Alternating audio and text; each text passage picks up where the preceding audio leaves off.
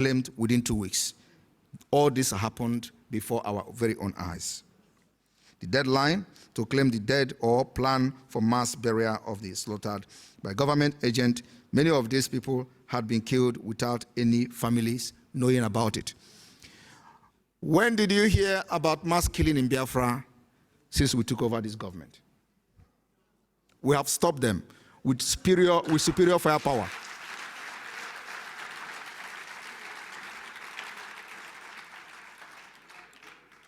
Biafrans have stopped Nigeria from this atrocity with more superior firepower.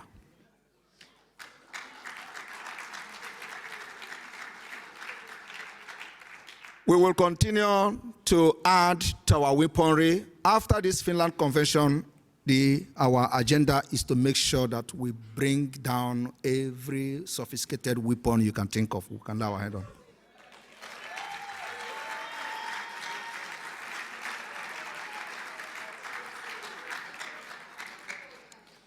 Subsequent and repeat indiscriminate military police killing and burning of homes in Imo State, Abia, Ebonyi, Enugu, and other parts of Biafra land have occurred without any meaningful condemnation from Ohaneze nor the governors.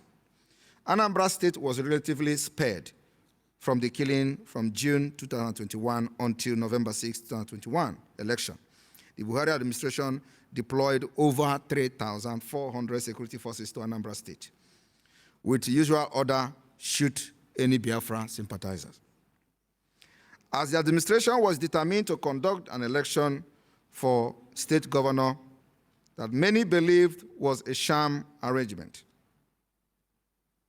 to impose a governor on the state and giving a historic backdrop of the declaring winner even when election do not take place.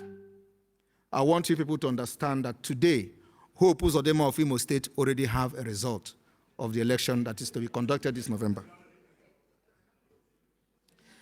Even at that, we will stop election in Imo State.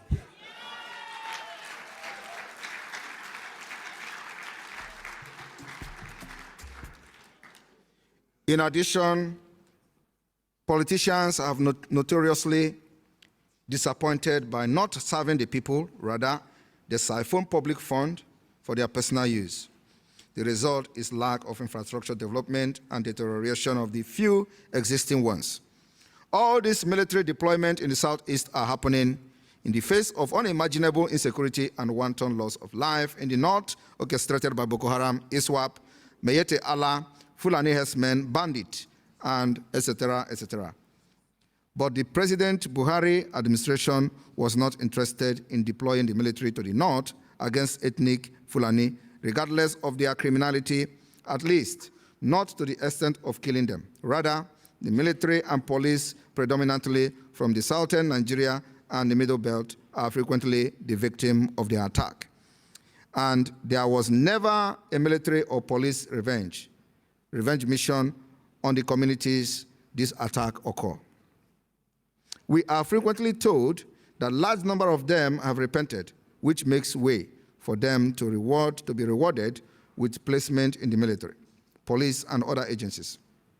The regime employed the tactics of minimizing the crime of Fulani ethnic group, for example, describing kidnap and the slaughter of people as business, while at the same time exaggerating and mischaracterizing as criminal other group protests against Buhari failure. Citizens of the world have a right to express their displeasure with their government, and the most reasonable country respond with dialogue and engagement. Between December 2001 and June 2002, we watched with bewilderment as Argentinians were on the street daily until they got a president that was sensitive to their aspiration. During those 6-month period, at least 4 presidents took office in Argentina and resigned in response to popular opinion. Power of the military and police was not unleashed on the people. But Nigeria, the story is different. I want you to understand today that even at the power center of Nigeria, they have recognized and branded me as the governor of the Southeast.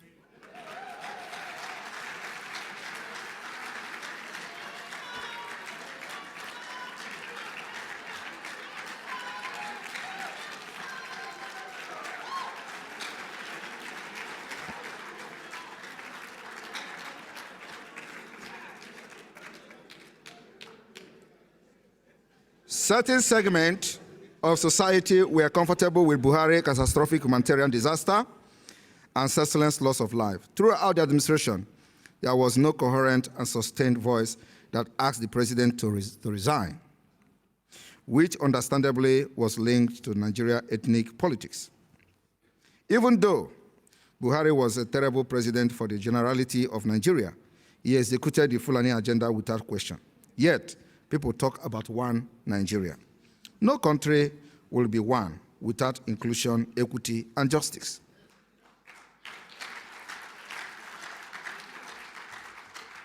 The worst part of it is that when this issue is being discussed, you don't see any representative of Biafra in the table.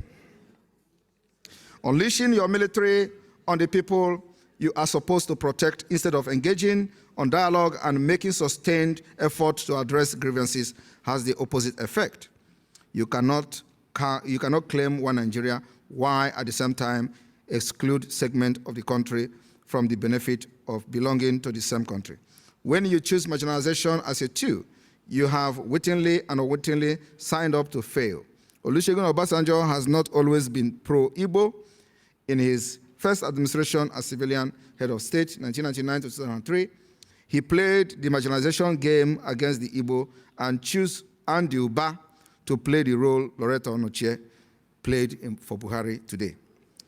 As an assistant to the president, these people would readily spit at agitation for Igbo interests. And Andy Uba was the tool used against Wazirike. But all that changed in Obasanjo's second term. He headed to Gani Fawemi admonition that Obasanjo could not be serious with development with his continual marginalization of the Igbo despite their creativity and industry. Subsequently, Obasanjo appointed Charles Soludo and Ngozi Okonjo-Iweala as the governor of the Central Bank and Minister of Finance, respectively.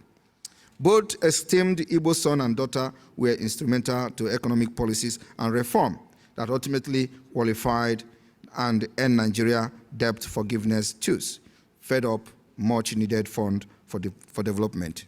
The reason these people are not supporting Biafra today, which they will never support and we're not expecting them, is because they are corrupt.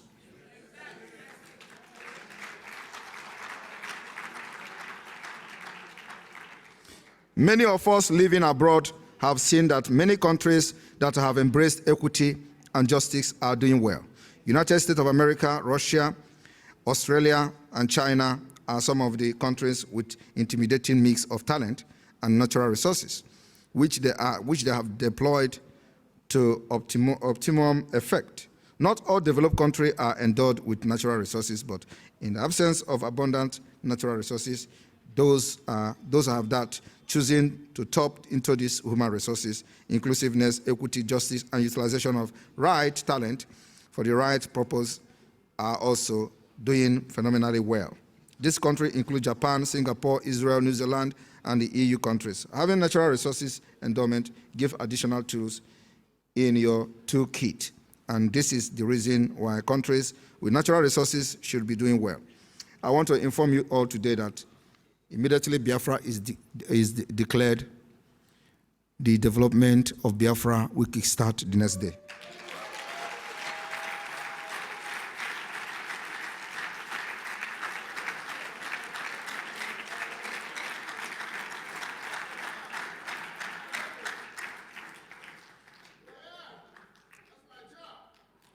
Yes. By the way, that is the Minister of Urban Development.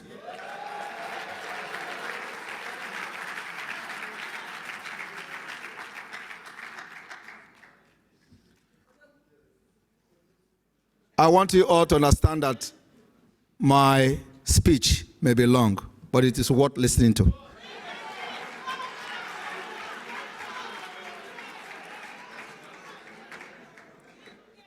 The United Arab Emirates, UAE, provide a classic example of the role of abundance of natural resources in development. We will beat them hands down.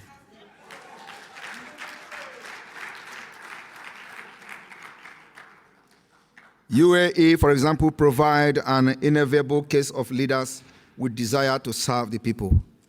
And this is what the Biafra Republic government in exile has demonstrated. Within a very short period of time, because of the leaders we have achieved something that the Biafra agitation have not achieved for the past 20 years.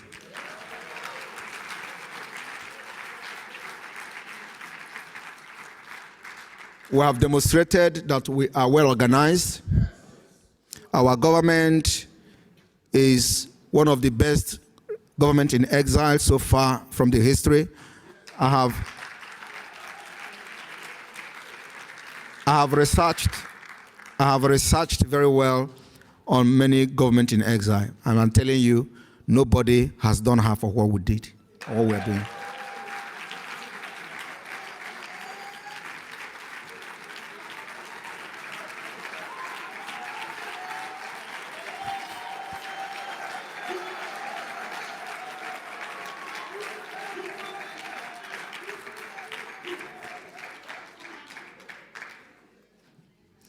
Despite abundant natural and human resources, Nigeria continued to struggle, continued to go into debt, because it was never the idea of the founders to have a developed Nigeria. Nigeria is not meant for progress. Now, it is our duty to even crash it the more. The only agenda we have now is to crash the economy, to crash the security apparatus, to crash everything called Nigeria within Biafra territory.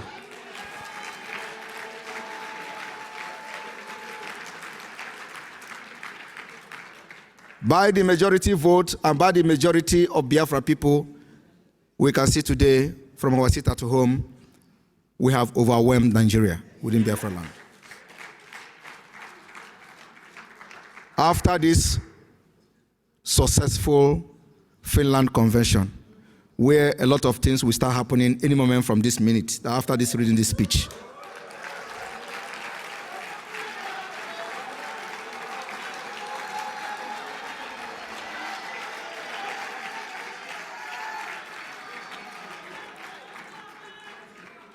The foundation of Biafra freedom will start any moment from now.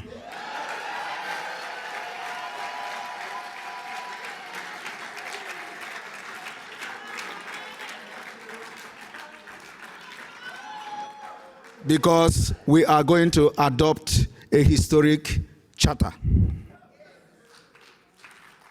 that will set the pace for our freedom.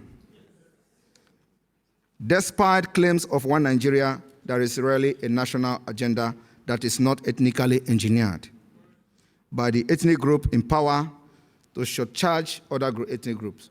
Having cattle roaming the highway, low-waste township, villages, farmland, and destroying people's livelihood, and the worst of all, killing the people if they complain, is beyond imagination and definitely at variance with equity, justice, fairness, and building a united, prosperous country.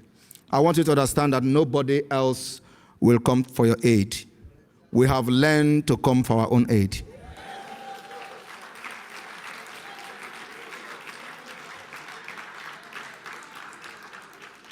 There is nothing in this world like knowing your right. I know this right and I'm using it judiciously.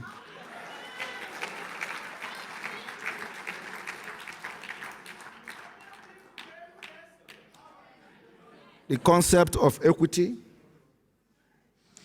let's say that equity and justice is said to prevail when you have a system that works. Everyone, regardless of who they are, but very often that is not the case. So you have the oppressed who suffers under the extant instrument of law behavior pattern imposed by the oppressors, When the oppressed come to realization of gross injustice meted out to them and are willing to agitate for remedies, things begin to change.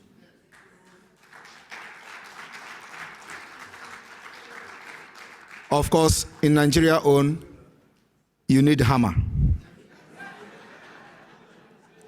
And the hammer is directed at the leaders from the Biafra region.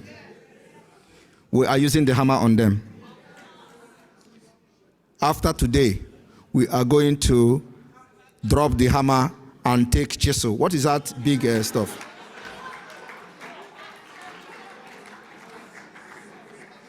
If Hope Uzodinma is watching me now, because I know he's watching. If he's watching me now, tell him that after this particular convention, we are dropping hammer. And what we are going to, who is going to tell me the name of this big? Anyike, right? Thank you. The oppressors acknowledge injustice, intentional or not, and are willing to negotiate for remedies to address injustices, usually through reform and instrument of law. But in Nigeria, it is not possible. Else, oppressed people demand for right and privilege, and the refusal of the oppressors to acknowledge this demand lead to violent confrontation. This is the route the Nigerian government has chosen. The route of killing and destruction as mechanism to stop the agitation. It can never stop us. No amount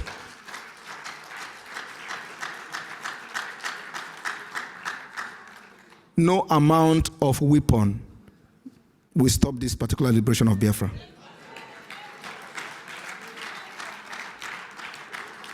Alternative, the agitation or the liberation of Biafra is to continue to live under the status quo.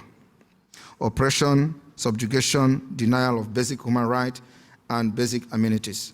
As we can see, every Biafran right is being deprived, from Mazi Nnamdi Kanu down to the lowest. And I ask, for how long will this continue? You see our elders going to Abuja to beg.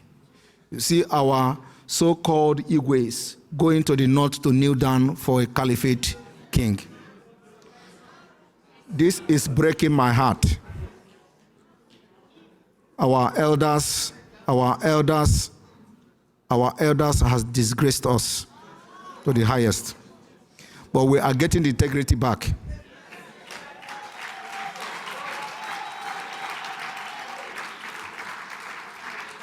The might of Biafra and the value that God created you with is coming back.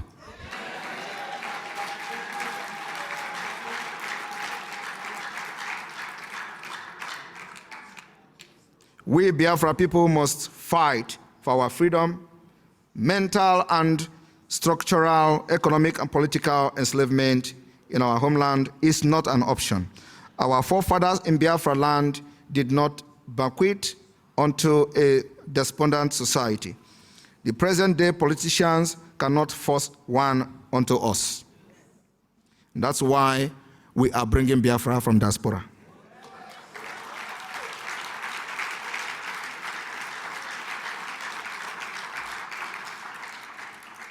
When I told them we are going to bring Biafra from diaspora, they doubted me. But I want to tell you one thing. We are going to have self-referendum in Biafra land.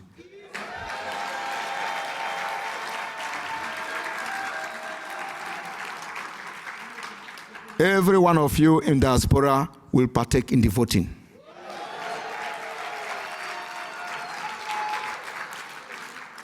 And after that, we will declare Biafra and defend it.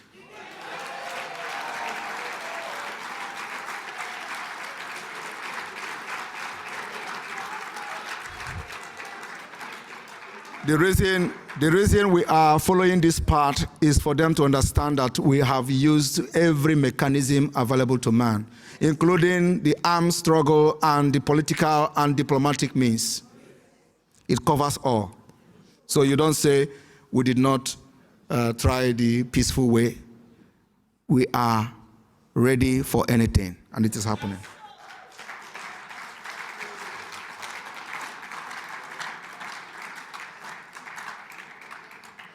The USA rebelled against the British colonists and eventually fought a war, April 19, 1775 to September 3, 1783. I want you to check how many years was that. To free themselves from paying tax that were not spent on their well-being. Just exactly what is happening to Biafra people today in Nigeria.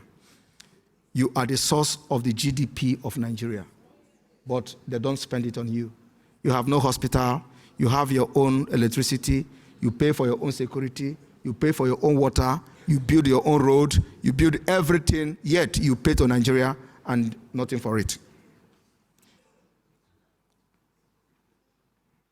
These men, George Washington, Benjamin Franklin, Thomas Jefferson, and their compatriots gathered together, fought through their opportunity, and challenged and crafted September 17, 1787. Statements that were intended to advance mankind in the name of U.S. Constitution, we the people. That particular thing is replicating itself in Biafra today.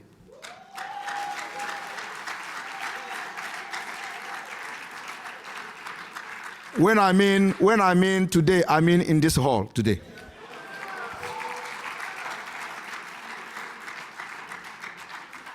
Because it was deeply thought out intention to advance humanity. After over 200 years, it is still the Constitution. It has undergone several amendments, many of which in response to agitation. Over the years, to make it more just, more inclusive, compared that with how many constitutions the zoo has had in its 60s years, in the 60 years plus, short life. Ironically, none of the zoo constitution come close to the noble goal of advancing humanity. This, what you have today, is called the military decree. They changed the name to constitution. Rather, a shameless charade aimed at subjugating the people by favor ethnic Fulani. Where Fulani has no resources, Biafra has resources, and they have it in exclusive list. You can't utilize it. They take it from you. They become the MD of Nigeria Petroleum Corporation. They lead and head every department using the oil and the natural resources from your land. I was watching a Ebonyi State governor who was asked, how much do you generate from salt as a salt of the nation? He doesn't know.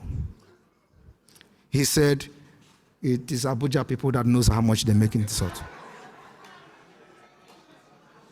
Because it is in the exclusive list. Fulani doesn't have land to know if they have the salt, they are going to remove it from the exclusive list. Yet, in state of the north, there is gold. They mine the gold for themselves. And no Nigeria government, federal government, poke nose into it. But the state governor in Ebonyi State doesn't know how much they make in the salt, from the salt. This is very outrageous revelation that should wake the subconsciousness of every Biafran, because it is happening in other states as well, not just in Ebonyi. There are states in Biafra land that are oil-producing states. They don't know what is going on. In the face of brazen display of injustice, subjugation, marginalization, discrimination, deprivation, it is abnormal not to agitate. And that's what we're doing today. The course it takes depends on how the oppressors choose to respond. Whether they choose to send negotiators in honest effort to address the issue, or they double down and send the military and police. Today, they have tried to bribe me with trillions of naira. Instead of addressing the reason, I am telling you the fact, they have, just last week, I got the information that they are ready to make me the richest man in Africa.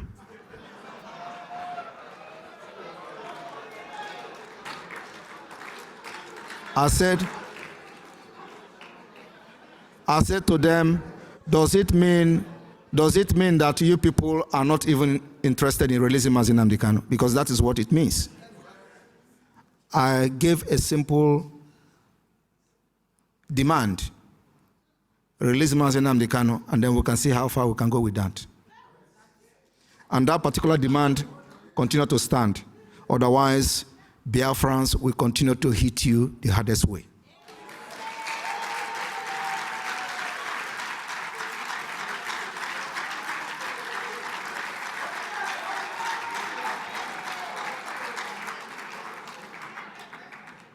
As it turned out, our hosts for this convention, Finland, fought their own war for their own freedom.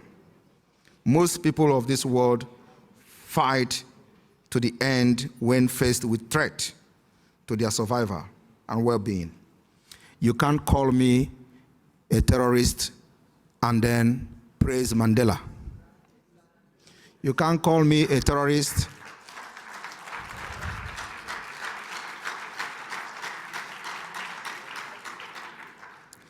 and make Gandhi a legend.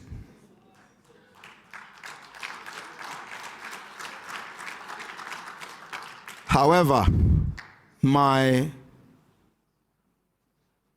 dream is to become more powerful than them.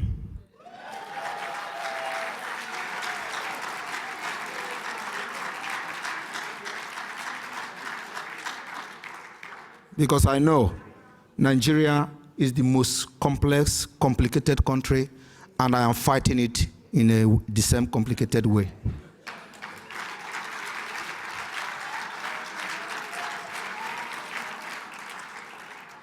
I told them I will remain the equation they will never solve.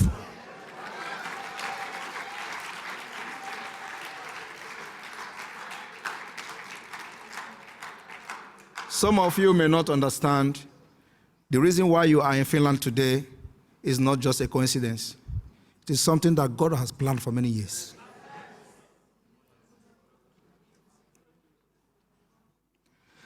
I don't care how the Webster or Oxford Dictionary define agitation. Based on our life experience, I stand here today to define agitation as a natural adaptation to threat to our survival and well-being. So it is normal to agitate. What is abnormal is not agitating in the face of threat to one's survival and well-being. Woe unto those that have chosen to keep mute while millions of their compatriots undergo unimaginable inhuman treatment on the scale Nigeria has imposed on our people. And there is many such people. During our preparation for the opening of the Biafra Administrative Office in Baltimore, United States, we wrote letters to the community. One church, Trinity Church, Baltimore, asked us, "You are not the only people from that country in this church. Why is it that you are not only, you are the only one talking about it?" Because the people in the church never cared. They are in the United States and they are living comfortably well. By the time the pastor saw the scale of the government-sponsored genocide in the land, he was overwhelmed and asked, "Does the U.S. government know about this?"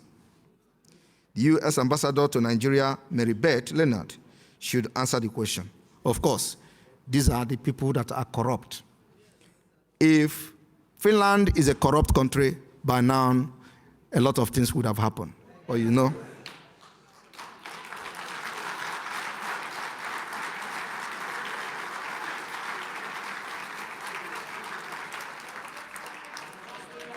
And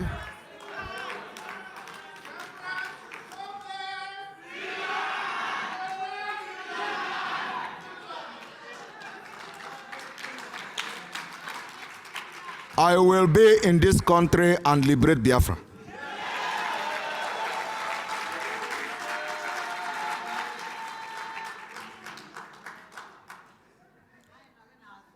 Also, the U.S. Secretary of State, Antony Blinken, whose first action as Secretary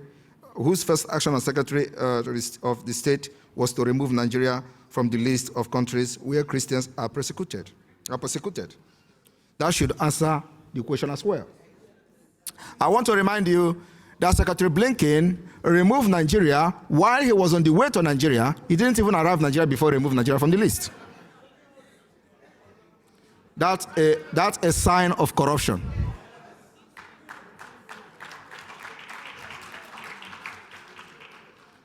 Of course, when he came to Finland, we submitted the letter to him. Whether he received the letter is a story for another day. But we submitted the letter to him. The US government knows about the killing, but they prefer not to do anything and not to give it publicity. Because we have researched what America did during the Biafra War, and we know what to do. And what we have to do is to continue to fight Nigeria with everything we have.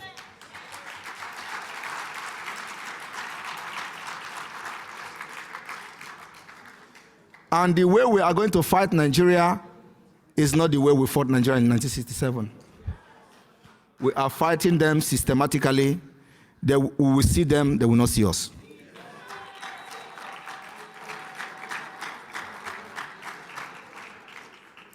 They understand that publicizing it will result in the citizens forcing them to do something. It was in response to publicity of the Biafra War in 1967 to 1970 that Bruce Merrock, aged 20 and a student at Columbia University, New York, on May 29, 1969, set himself ablaze at the UN building in New York City. The UN, Bruce, shortly after he died from the burns injury, as a 20-year-old and heir of an infant family, Merrock Fortunoff, he had a bright future ahead of him. He did not have to do what he did. But seeing the senseless massacre of Biafran during the Nigeria-Biafra Civil War was more than he could handle. And we dedicated our administrative office in the United States to him.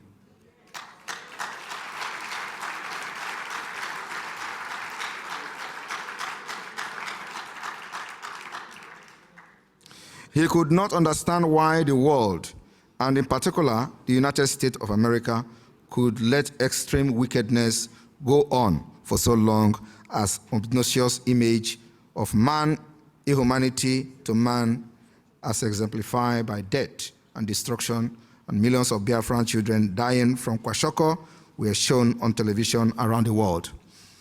This something that people did not know was that America was actually doing something, but we didn't know about it.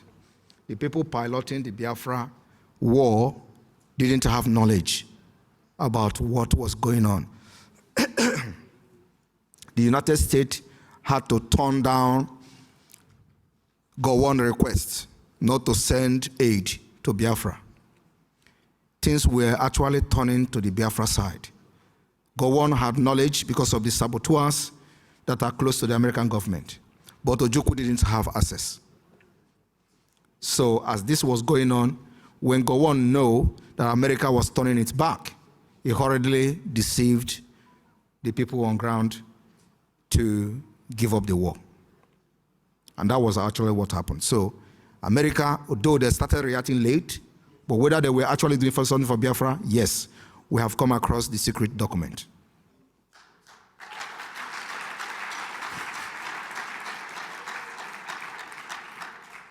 The difference is that this time around, we are going to fight Nigeria systematically. We're not going to give Nigeria the opportunity to go into a conventional war. We're going to kill them slowly, slowly, until we declare Biafra.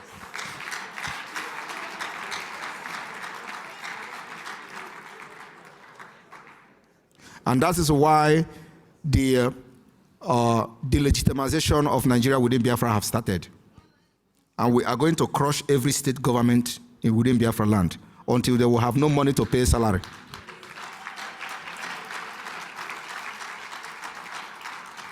It is called why they give us a blockade and we're dying in hunger. We're going to give them economic strangulation.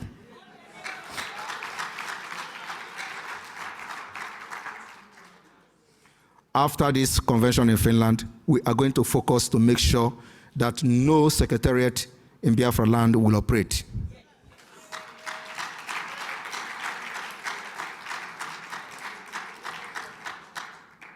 it will become a duty for every forces in Biafra to make sure that every secretariat is neutralized.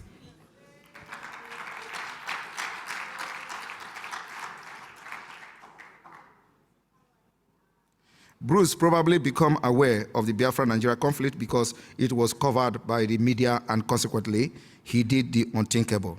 Many believe helped to force the Nixon administration hand to end the war. But unknown to him, and even to date, nobody, not the US, EU, AU, nor the UN, want to go against British interests. You see this wave of change that is now blowing all over the world. It is for Biafra, believe me.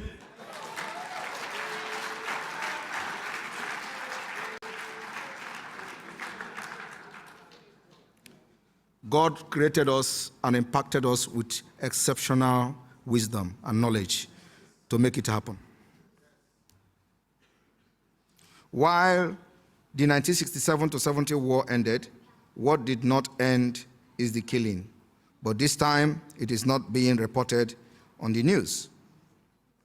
It is as though there is international conspiracy not to talk about ongoing conflict in Nigeria. For more than a decade now, Biafra are once again agitating for freedom. What was initially motivated by agitation against marginalization has transformed to agitation for self-preservation, as the Nigerian government, under the control of ethnic Fulani, appears to be pursuing an agenda to increase Fulani population and change the demography of Nigeria. This agenda has led to the Nigerian government encourage Fulani invasion of communities and slaughtering everyone, men, women, adults, and children on their way. They kill children and cut off their head. They kill pregnant women, open their belly, and bring out their fetus and cut them into pieces. And these have been patterned community after community, and one attack after one another. Now that the world has seen similar killing in Israel, after Hamas invaded of Israel on October 7, 2023, most people are wondering how someone could unleash this extreme cruelty on innocent Israeli. As a matter of fact, in Nigeria, what happened in Israel that resulted to Israel bombardment of Gaza is happening every day. Nobody is reporting it. In Ebonyi State, for example, the governor then, Dave Umahi, came to see how they slaughtered the people, and he cried on camera. No international community, no international media has actually reported it. As you listen to me, you may be compelled to think that I am making it up. Understandably, so because it is too cruel, too gruesome to be true. You may further query, as the pastor I earlier mentioned wondered, if it were true, why is it not in the news? This is exactly why the suspicion of international conspiracy makes sense. I remember having come in contact with some of the Finnish journalists. They always tell you, we can't verify those images. This is exactly why the suspicions will continue to grow, because there is nowhere else in the world that this manner of despicable act could be going on and it would not make headlines. The atrocities don't get mentioned in the news, and major social media platforms like Google and Meta forbid using their platform to share these images and videos. Nevertheless, they have managed to find their way to the internet. A simple Google search will lead you to trove of a glory image and videos that would almost certainly repulse you. So, we have one of the worst government-sponsored violence in human history unfolding in Nigeria, and it is not being discussed anywhere. Not on the news, and definitely not in the UN. Many people have accused Nigeria atrocities of complicity, but the government has not demonstrated any meaningful interest in stopping the atrocities, which often within the reach of military unit or close, enough for the military to be able to prevent or stop them from happening. It is as though the government has come to accept these atrocities as norms, and what appears to be unacceptable to them when community organize themselves. At the time, parts of Biafra territory have been ongoing military invasion, and people are being killed every day. Noteworthy are Izu River massacre under Governor Peter Obi, Onitsha Mpo massacre under Governor Obiano, Ogbaro massacre under Soludo, Oyibo massacre under Wike, and the list can go on and on. In a democracy, power deprived from voting strength, one would think that politicians would work hard to preserve their voting population, but as we have seen very often, politicians in Biafra land have been instruments and tools for elimination of their own people. They appear too willing to indulge in the behavior because their mandate are not to deprive from the people, rather from the commitment to serve as agent of the Fulani Caliphate. Most people of the world will fight to the end when faced with threat in their survival and well-being. So it is natural to agitate for the betterment of our people. And the only way we can be better is when we govern ourselves.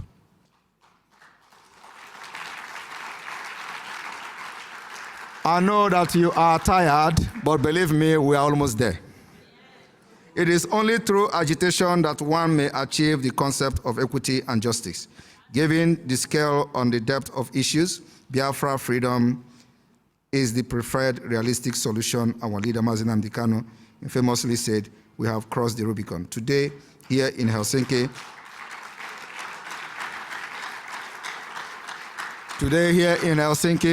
through the instrument of Biafra's self-referendum and the Helsinki Declaration, we take another decisive step that makes us closer to the actualization of Biafra freedom and Biafra independence.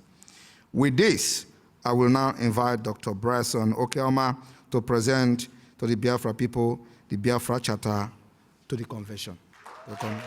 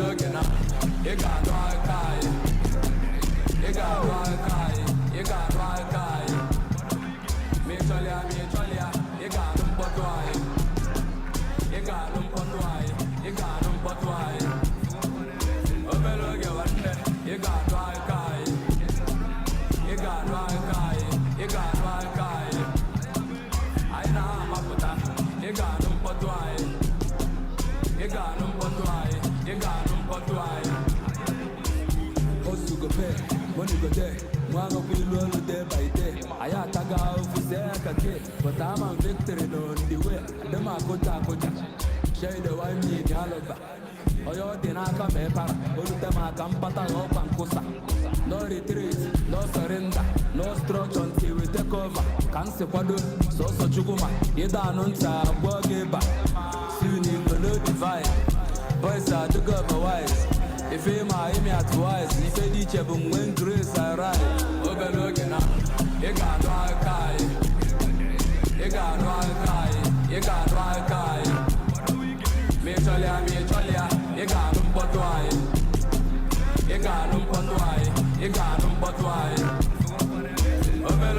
You got right guy. You got right guy. You got right guy. I know I'm up with that. You got them but why? You got them but why? You got them but why?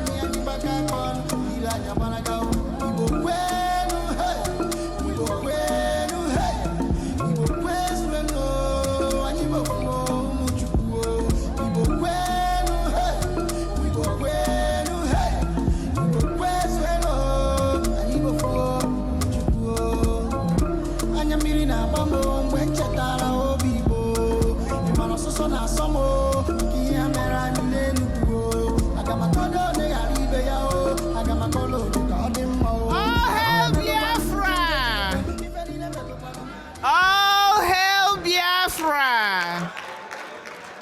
All hail Biafra! All hail Biafra! Please get seated. Please get seated. More exciting things are coming. We haven't even started. All right.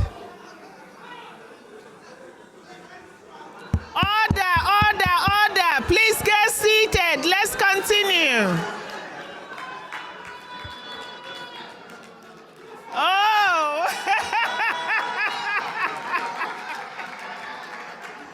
Mazugo.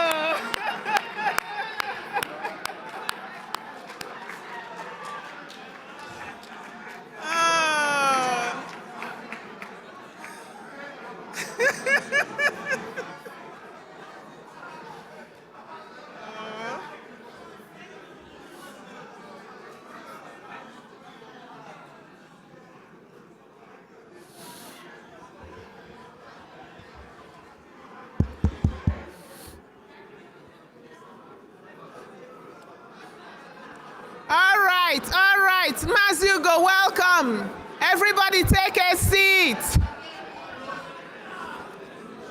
Take a seat, my people, take a seat. Let's continue. Take a seat, let's continue. Welcome, Mazugo. All right, next on our agenda is the formal reading of the Biafra Charter. We invite Dr. Bryson Okeoma to continue. Thank you.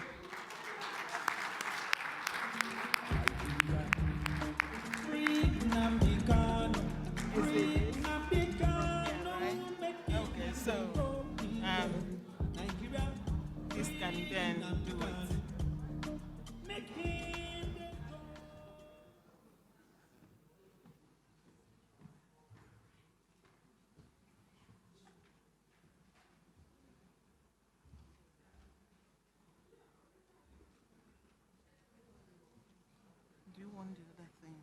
Okay, you have this is good, yeah. Okay, thank you, the Prime Minister. What a wonderful and uplifting speech you've just rendered to the Biafran people.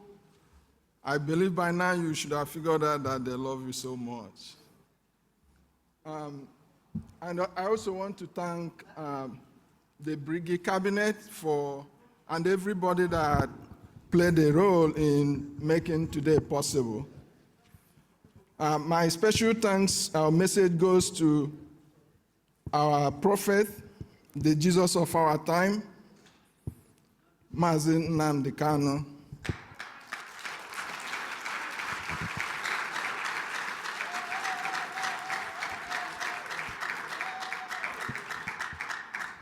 Kanu's teachings and preliminary work made this day possible. Even though the zoo may not give him the opportunity to tune into this event, I am sure his spirit is here with us.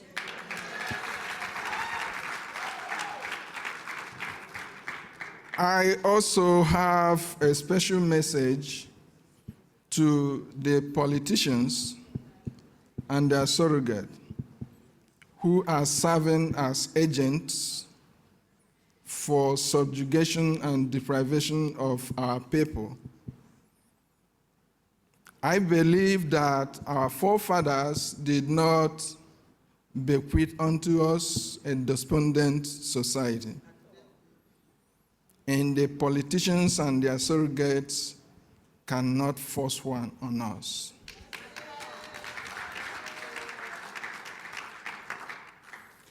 Today, Biafrans are unequivocally saying, we want a country where our lives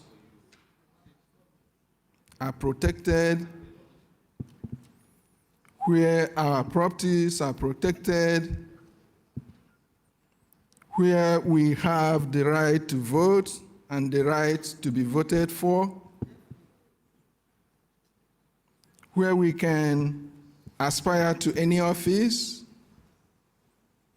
including the highest office of the land.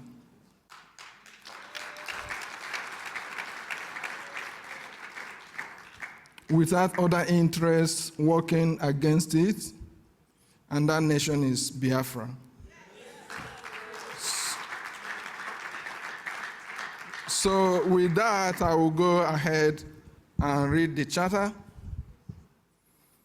As you can see, it's carefully displayed on the screen there. The charter is a document.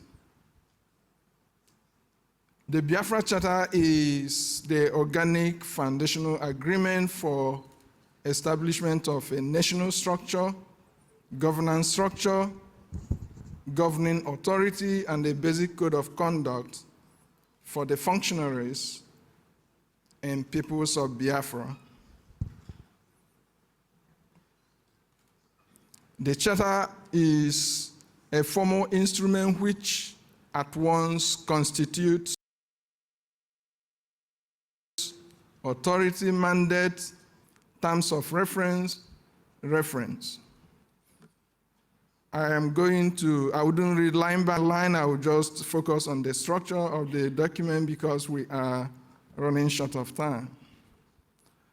The purpose of the Charter, the primary purpose of the Charter is to establish an enduring national structure, governance structure, and basic code of conduct for the people and functionaries as directed by the people of Biafra, which contribute to and inform a future national constitution. Organization of the Charter. The document is sectionalized into Biafra Charter Authorization, the federal structure of Biafra, the Charter constituting the government of the Federation of Biafra, the Declaration of 9 Basic Laws, amendments. So this is the section that deals with the Charter Authorization. Whereas the peoples and the nation of Biafra and their land and property find themselves under physical, sociology, political, economic, and psychological subjugation since the 1914 amalgamation of the Southern and Northern Protectorates, and has continued under different political dispensations by the state of Nigeria, in particular since 1970. A state of occupation by Nigeria of Biafra has existed and continues to exist with indiscriminate killings of Biafra people, forceful disappearances of Biafra people, unlawful invasion, destruction of properties, government-sponsored invasion of indigenous communities and being aided by the military, police, and other security agencies with the main objective of ethnic cleansing, land grabbing, and Islamization. Much of this, the Prime Minister's speech already captured, so I will just move quickly to the other segments of the document. This section deals with mandate of BDFG, which is the other arm of government having BRGIE and BDFG working hand in hand to perform all the functions that the government is supposed to perform for people of Biafra. So this is the structure of BDFG. The Biafra de facto government shall consist of two arms: a Biafra Republic government in exile, based outside of Biafra, and a Biafra government within Biafra, to be known as Biafra Republic government in the homeland. Both arms shall function in tight coordination and in harmony, with the brigade in the apex role. So this section deals with functions of BDFG.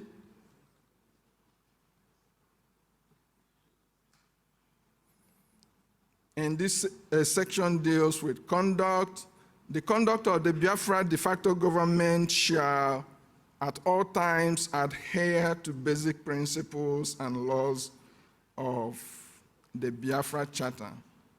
This section deals with TAM. This section deals with the national structure of Biafra. Biafra shall be constituted of autonomous, self-governing, self-regulating entities called states, along with their respective populations who have mutually decided and mutually chosen to create an umbrella governance system called the Government of the Federation of Biafra, otherwise known as Confederating States of Biafra, CSB.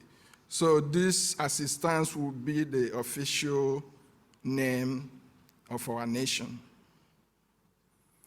to which these participating states give the power and authority carried out through the instrument of properly and formally elected representation of the states to constitute the government of the Confederating States of Biafra, with all the implications of government thereof, including